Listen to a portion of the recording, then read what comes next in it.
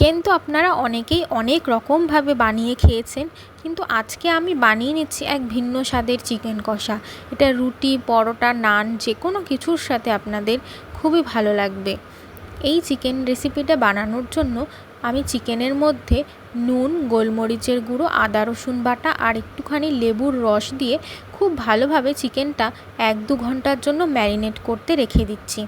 চিকেনটা ওদিকে ম্যারিনেট হচ্ছে আর আমি এদিকে কড়াইয়ের মধ্যে তেজপাতা, দারচিনি আর শুকনো লঙ্কা দিয়ে খুব ভালোভাবে নাড়িয়ে নিচ্ছি।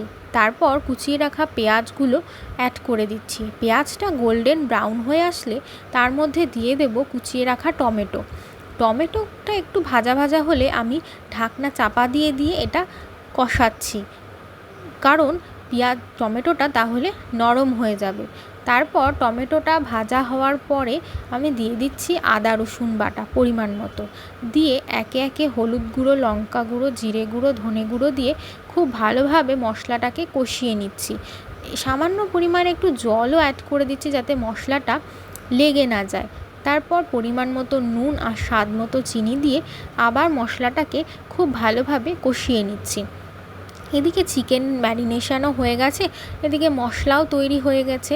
আর তারপর মশলার মধ্যে অ্যাড করে দিচ্ছি ম্যারিনেট করে রাখা চিকেনগুলো, দিয়ে খুব ভালোভাবে চিকেনের সাথে মশলাগুলোকে মিক্স করে নেব, যাতে মশলাগুলো চিকেনের ভেতরে খুব ভালোভাবে ঢুকে যায়। আমি এখানে একটু মিডিয়াম ফ্লেমেই ঢাকনা চাপা দিয়ে খুব স্লো মোশনে চিকেনটা কষিয়েছিলাম।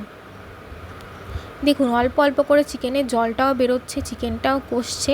সেই সময় আমি একটু বাদাম আর সাদা তিল বাটা অ্যাড করেছিলাম।